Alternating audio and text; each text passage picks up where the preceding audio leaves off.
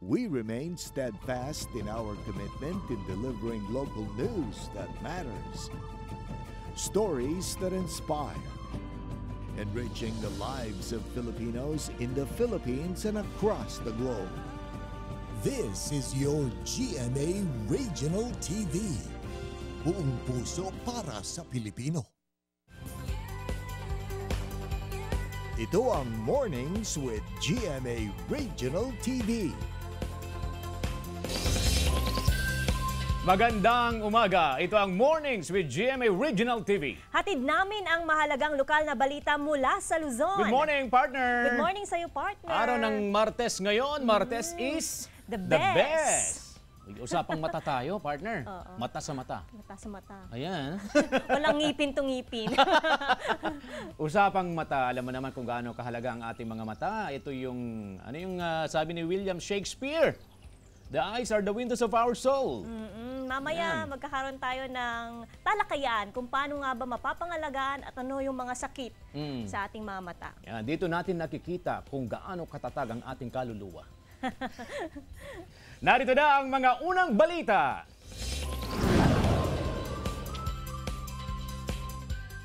Mga kapuso, tuloy-tuloy na ang pag-imprenta ng driver's license card ng Land Transportation Office, Dagupan District.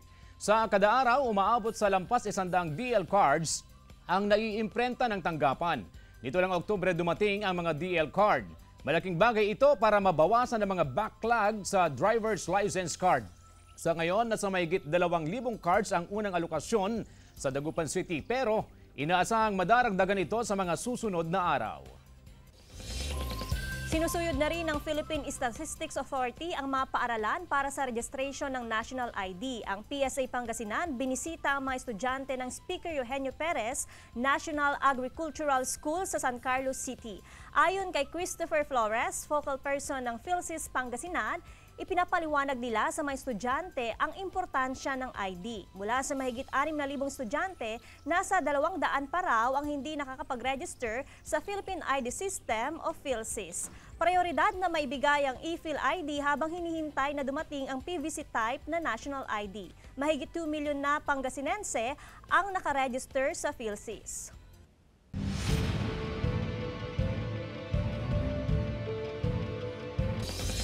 Huling araw ng pagsusumite ng listahan ng mga magsisilbing watchers sa eleksyon sa Dagupan City, dinagsa. May ulat si Jasmine Gabriel Galban. Maagang dumagsa sa tanggapan ng COMELEC Dagupan ang ilang kandidato para sa barangay at sangguniang kabataan elections 2023. Ngayon ang huling araw ng pagsusumite ng pangalan ng watchers at nagsabi na ang COMELEC na walang extension. Inaasahan natin na ngayong huling araw ng submission ng listahan ay makakapag-comply yung ating mga kandidato kasi doon po sa rules natin, ang deadline po is 15 days before the election day. So they are all well informed naman, so in-expect natin na makakapag-comply sila before the end of the day. So mailalim na rin sa final briefing ang mahigit 1,000 gurong magsisilbing miyembro ng Electoral Board sa araw ng eleksyon. Ilang araw bago ang eleksyon, dumating na rin sa Baguio City ang official ballots, election returns at iba pang election paraphernalia. Dumating na rin ang mga gagamiting balota at iba pang election paraphernalia sa Abra. Dinala ang mga ito sa isang storage facility sa Abra Sports Complex at binabantayan na ng mga pulis. Sa Huwebes, October 19 na ang umpisa ng campaign period para sa Barangay at Sangguniang Kabataan Elections 2023. Isang reklamo pa lang daw ang natanggap ng Provincial COMELEC sa Ilocos Sur kaugnay sa vote buying. Nangyari ito sa bayan ng Kabugao. Iniimbestigahan ito ng COMELEC. Panawagan ng COMELEC at PNP sa mga kandidato at supporters. Sa mga supporters din nila na huwag sanang masyadong mainit sa pagsuporta kandidatura ng kanilang mga sinusuportahan dahil kung minsan nga yung mga supporters yung nag-aaway-away. Jasmine Gabriel Galban para sa Mornings with GMA Regional TV. Mahigit 2 milyong pisong halaga ng marijuana bricks ang nasabat mula sa 11 katao na sakay ng van sa COMELEC checkpoint sa Sadanga Mountain Province. Ayon sa Police Regional Office Cordillera, hindi tinted ang van kaya napansin ang isang nakabukas na bag na may kahina-hinalang laman kaya ito ipinabukas ng PNP. Dito na tumambad ang 14 bricks at 3 tubular na dried marijuana leaves at tangkay nito. Mga residente sa Region 3 ang mga suspect na nahaharap sa kaukulang kaso. wala pa silang pahayag. Patay ang 40 anyos na si Joel Villanueva, residente ng Barangay Labnoy sa Nacinto, Pangasinan. Sakay ng minamanayong tricycle si Villanueva nang salpukin ng motorsiklo sa bahagi ng Barangay Gigilunan sa Mangaldan. Samantala, patay rin ang lalaking sakay ng pick-up matapos mahulog sa sapa sa Barangay Unzad, Villasis, Pangasinan. Ayon sa PNP, sumalpok muna sa trailer truck ang pick-up bago nahulog sa creek. Patuloy ang investigasyon ng PNP sa mga insidente. 8 taong gulang na bata sa Mangaldan, Pangasinan, hinabol at sinakmal ng asong nagpositibo sa rabies. Tinutukan niya ni Russell Simorio. Sugatan ng 8 taong gulang na bata na si Angel, hindi tunay na pangalan, matapos pagkakagati ng asong gala sa Barangay Malabago, Mangaldan, Pangasinan.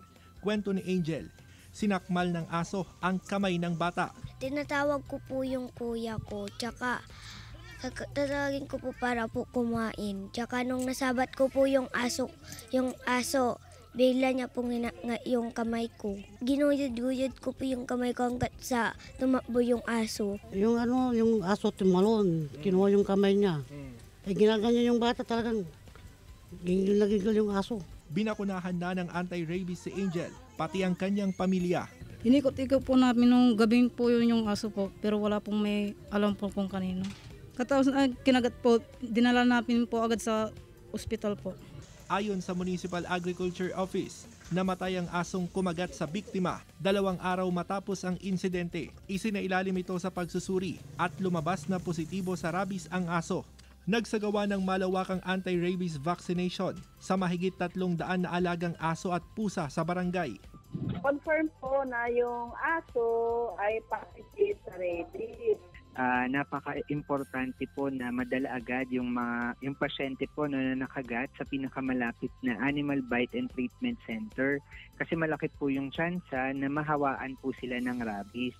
Inaalam na ng Barangay Council kung sino ang may-ari ng asong nakakagat kay Angel. Russell Simorio para sa Mornings with GMA Regional TV. Ngayon pa lang, marami ng retailer ang bumibili at nag-iimbak ng kandila na kanilang ibebenta sa araw ng undas. Sapat naman daw ang supply ng kandila. Tiniyak ng Department of Trade and Industry na mahigpit nilang imomonitor ang presyohan ng kandila.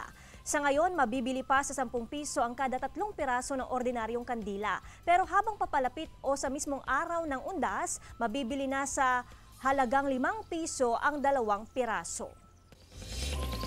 Ilang residente sa Calasiao, Pangasinan ang maaga nang naglinis sa mga puntod ng kanilang mga yumaong mahal sa buhay. Mas mainam na umanong maumpisahan na ang paglilinis ilang linggo bago ang undas. Ayon sa caretaker ng ilang sementeryo, inaasahan ang dagsa ng mga maglilinis ngayong linggo. Kasabay nito, pinaghahandaan na rin ng Public Order and Safety Office ang traffic plan para sa undas.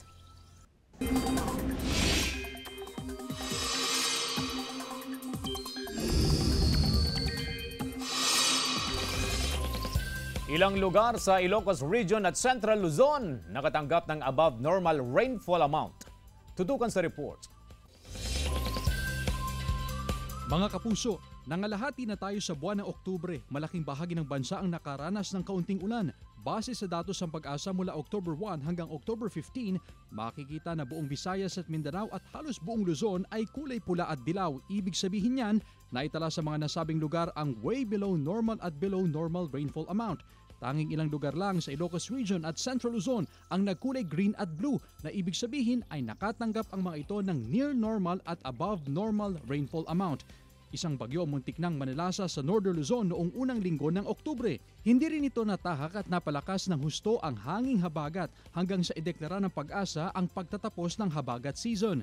Sa ngayon, sa mga local thunderstorms muna aasa ang malaking bahagi ng bansa habang nakakaepekto naman ang northeasterly surface wind flow sa Northern Luzon ayon sa Pag-asa. Ngayong umaga, asahan ng pag-ulan sa ilang bahagi ng Cagayan Valley Region at Aurora. Pagsapit ng hapon, uulanin na ang ilang pampanig ng Northern at Central Luzon base sa rainfall forecast ng Metro Weather. Maging alerto sa heavy to intense rains na maaaring magdulot ng baha o landslide. Chris Zuniga para sa Mornings with GMA Regional TV. 1,000 kilo ng alimango inihahanda na ng Bugay LGU sa Cagayan para sa nalalapit na Crab Festival. Tunghayan sa report.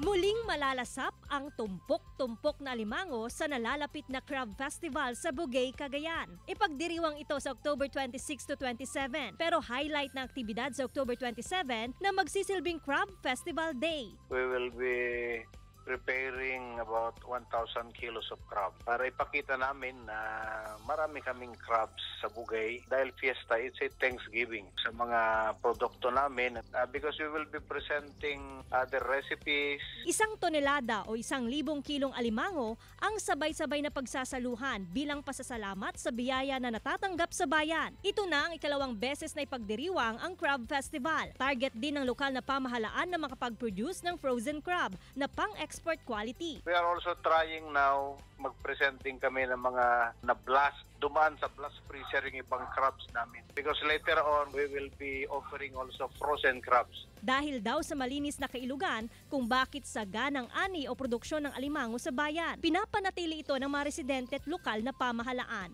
Joan Punsoy para sa Mornings with GMA Regional TV.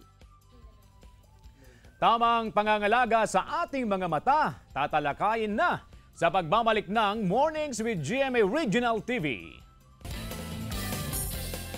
Ito ang Mornings with GMA Regional TV.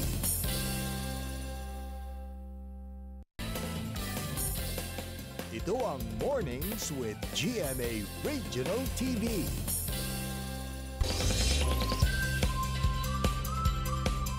Kamakailan ay nauso ang hawaan ng conjunctivitis o sore eyes sa mga eskwelahan. Maging sa India ay may record ng conjunctivitis outbreak. Dahil ba ito sa panahon o dahil sa kapabayaan sa kalusugan?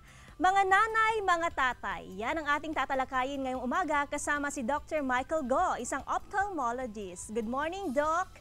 And welcome to Mornings with GMA Regional TV. Nice to see you again, Doc Mike. Good morning. Good morning, Joanne. Good morning, CJ. Good morning. Good morning po sa inyo mga kapuso. Doc, unang-una, ano po ba ang sore eyes o conjunctivitis? Ang sore eyes po, conjunctivitis, ay inflamasyon po ito ng takip ng ating mata. Ang conjunctiva, kung naihalin tulad ito sa libro, imagine nyo may isa kayong libro, kulay puti, yung pinantatakip nyo po doon na coverings, yung plastic, ganun ang conjunctiva. So, transparent po yun. Pag nagkaroon ho siya ng inflammation, doon ho siya na mamaga ngayon. Ang conjunctivitis po, ang tawag din po dyan ay pink eye. Ito po ay highly contagious, nakakahawa po to. Kaya iingatan ho natin. Tapos marami ang klase ng conjunctivitis. Pwede hong dahil sa infection, pwedeng hindi naman infection. Pero since ito yung mas common natin, ang kaya natin is yung infection. Pwede ho itong bacteria, pwede po itong virus, at pwede po ito ring amag. Ang pinaka-common po dyan is yung virus. Yung virus at saka bacteria. Ngayon, ito pong mga nakikita po natin na conjunctivitis, usually kalimitan po ang mga hinatatamaan po nito. Ito po yung mga nagko-complain po ng mapula ang mata, masakit, namumula, makate, mahapdi, silaw ho sila. Pag-gising umaga, maraming dikit-dikit ho yung kanilang pilik mata. Ito po yung at uulitin ko po, highly contagious po siya. Okay. Kanina kasi sa intro natin, Doc Mike, bago tayo mag-proceed sa second question, insert ko lang, dahil ba ito sa panahon? Actually ho, wala ho talagang kinalaman ng panahon. Pero dahil, halimbawa, for example, dito po sa atin, usually ho, pag summer kasi, common ho yun pag summer. Pero it doesn't have to do anything with yung dahil summer. Nagkakaroon po siya ng ganoon dahil pag summer, ito po yung panahon na nagbabakasyon ho, wala tayong pasok. Tapos, pagkabakasyon ho yan, usually, yan ho yung outing ng buong family. So, yung crowded place, yung pagkumpul-kumpul ng mga tao sa isang lugar, marami ho sila, isa lang po doon ang merong sore eyes. Hahawaan niya po lahat yon. Ngayon, kung papansinin niyo po, ngayon, hindi na summer. Pero bakit? Marami pa rin may sore eyes. Kasi dati kung titinyo, bumagsak ang census ng sore eyes dahil online ang klase. Ngayon nagsibalikan na po sila, yun ulit yung mga exposure po nila, yun na naman yung crowded places. So isa lang yung ang kasi diyan, ang mode ng paghawa po niyan, hindi po yung tititig, kundi yung nasa mata niyo mismo. Lahat po nanggagaling sa mata po niyo, luha, muta, kahit ano po. Pag hinawakan niyo po yan, nandun na po yan sa kamay niyo. At lahat ng hahawakan ko, nandun na po yun. Kung sino man ang humawak ng hinawakan nyo, yun na po yun. Pwede mahawa yun. That's why, Doc Mike, very common ito sa mga school-age children. Yes po. Kasi masyadong malaro ho sila mga touchy-touchy ho sila. Ang dami lang ako nung mga kinakalikot, tinahawakan po. Kaugnay nga, Doc Mike, kaugnay nga sa issue ng mata, mayroong katanungan ng ating mga kapuso na pwede nyo mong sagutin pagkatapos nitong video na inyong mapapanood. Sige po. Hello po, totoo po bang nakagagaling ng sore eyes ang gatas ng ina? Actually, lagi ho nating mga na-encounter na tanong po yan. Idadagdagan ko rin po, ayan, hindi lang po yung gatas ng ina tinatanong, pati yung ihi po ba, kalamansi, dagta ng halaman, lahat po ito hindi totoo. Kasi pag nagkataon po yung gatas ng ina, may infeksyon ho yung pinanggalingan po ng gatas, magkakaroon po rin kayo ng infeksyon. Sa ihi, kung nagkataon ho, meron ho siyang tulo yung pasyente, o yung pinag-source ng pinagkunan, magkakaroon ho kayo. Instead na simple lang na virus yun, magiging tulo ho yun. So lumalala, hindi po lahat totoo po yun. May tamang pamamaraan kung paano po ito gamitin, kung paano ito gamutin. Pero never ho kayo magpapatak ng gatas, ng ihi, dagta ng halaman, o kalamansi. Hindi po lahat totoo yun. Pwede pa hong lumala lahat po yung sore eyes nyo. Okay. Second question, Doc Mike. Tanong ko lang po kung nakakalabo ba ng mata yung matagal na pag-cellphone or pagko-computer. Yung pong matagal na pag-cellphone, anything po in excess, pagka sobra-sobra, hindi po masama ho yun. Hindi po siya nakakahawa rin ho yun. Although, kaya lang ho siya lumalabo temporary, gawa ho nang napapagod po ang inyong mata. Kung may grado po inyong mata, nandun na ho talaga yun. Pero ang overexposure sa anumang bagay, lalo po pag mga 2 hours kayo sa computer, tablet, iPad, cellphone, mapapagod po mata nyo. Medyo lalabo po yun. Pero pag naipahinga nyo po yun, babalik po kung ano talaga nakikita po nyo. Okay, Doc. Bigyang pansin din po natin ang tinatawag na AMD o Age-Related Macular Degeneration. Ano po ito, Doc Mike? Ang age-related macular degeneration is sakit po ito ng usually ng matatanda. Okay. Ano po ba yung macula? Ang macula po, ito po yung pinakasentro po ng ating paningin. Kung makikita niyo po doon sa screen, yun pong pinapakita. Yan po yung pinakasentro ng paningin, yan po yung macula, kung saan ho napapalibutan siya ng ugat. Yan ho, may dugo ho yan. Dalaw ho kasi ang klase ng macular degeneration. Merong dry type, meron pong wet type. Pag sinabi niyong dry, wala hong dugo. Maitim mo makikita niyo po dyan. Pag sinabi niyong wet type, yan po yung nagdudugo. At usually po ito, as the name implies, the term implies, age-related macular degeneration, dahil po ito sa mga sakit ng matatanda. Konektado po ito. Usually, ang affected po dyan, 50 years old and above. Bihirang-bihira po yung tinatamaan na mas bata pa roon. Kung meron man tama, hindi po yan konektado sa age-related macular degeneration. Ang problema po niyan, pag tinamaan na po kayo niyan, nawawala ho yung pinakasentro ng paningin nyo.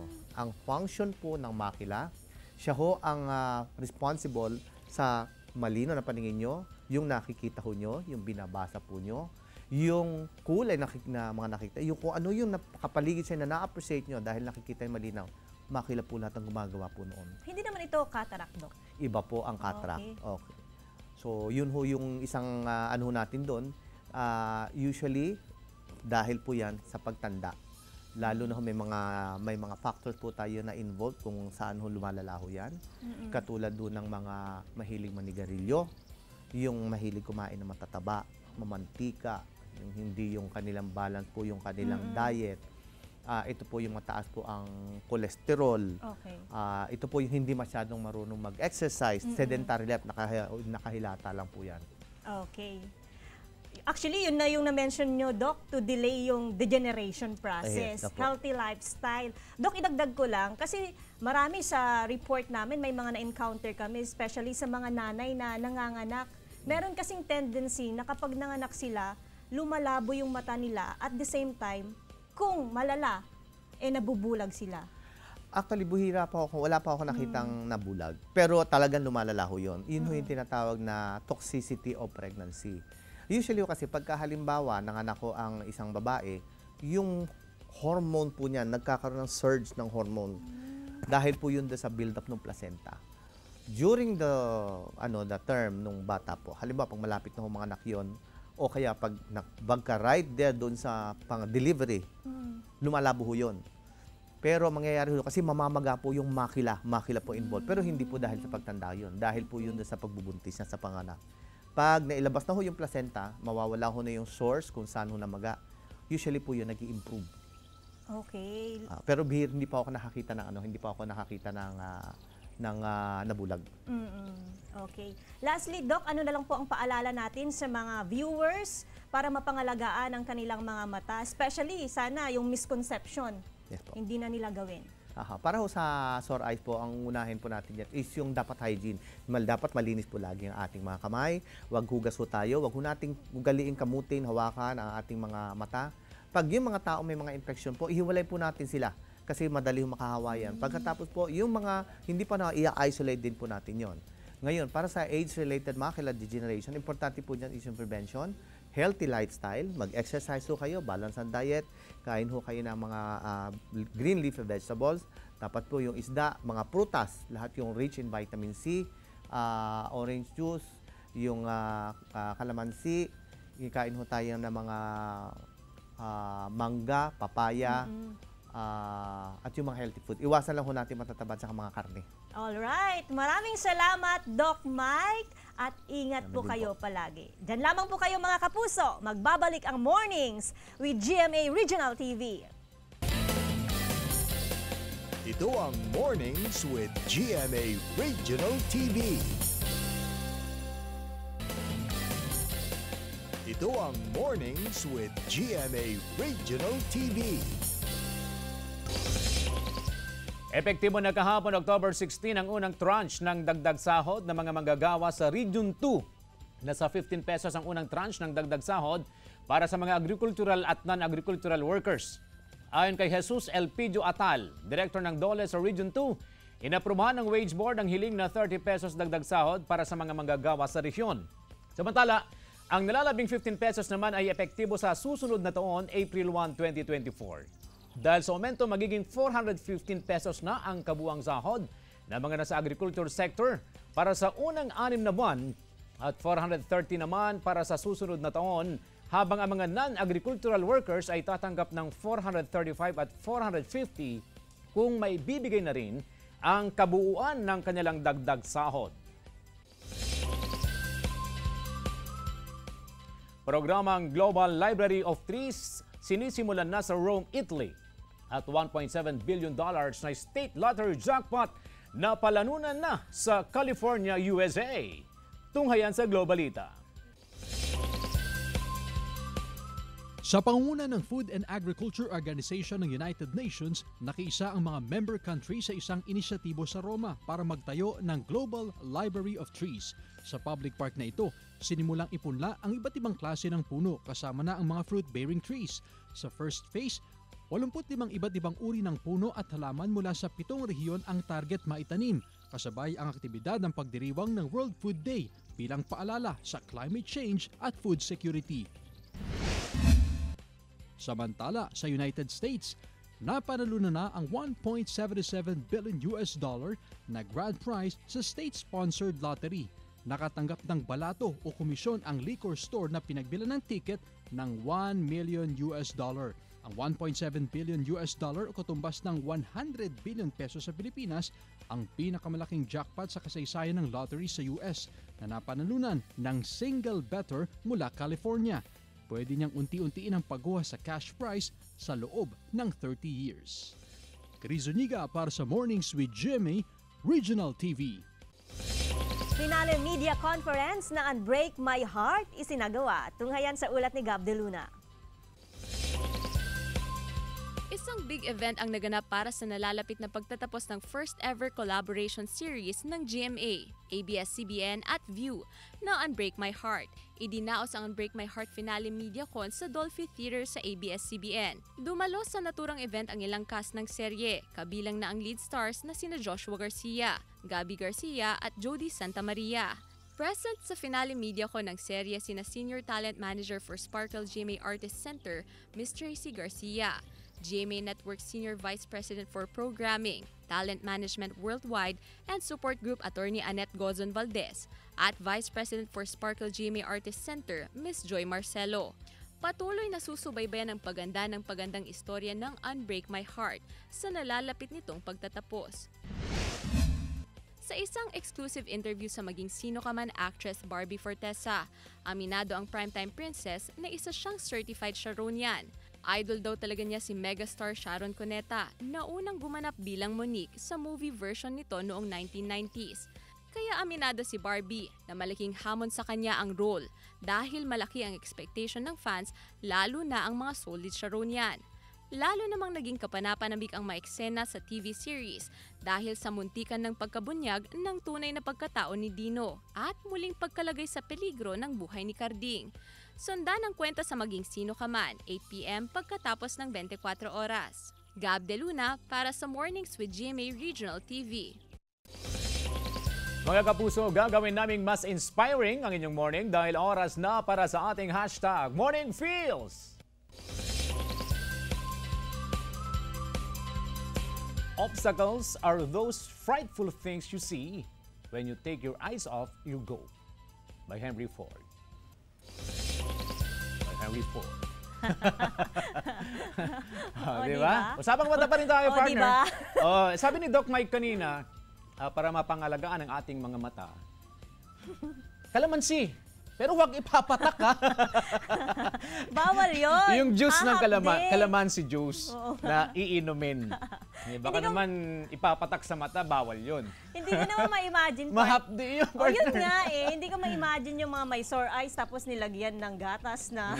Tapos kalamansi. Ano pa ba yung nilalagay sa mata? Di ba mas lalong ma-irritate? Oo, diba? Tama. Ayaw yung maging pinkish eyes or reddish eyes. Mamayang hapon, 5:10, mga pinaka-mainit na balita sa One North Central Luzon, mga kapuso. Mga kapuso, 69 days na lang. Pasko na! Maraming salamat mga kapuso sa pagtutok sa Mornings with GMA Regional TV. Samahan nyo kami mula Lunes hanggang Biyernes. Ako po si Joanne Punsoy. Maaaring mapanood ang ating episode sa www.gmaregionaltv.com at mag-subscribe sa official YouTube channel ng GMA Regional TV. Ako po, si CJ Torida, buong puwersa para sa mas malaking misyon at mas malawak na paglilingkod sa bayan.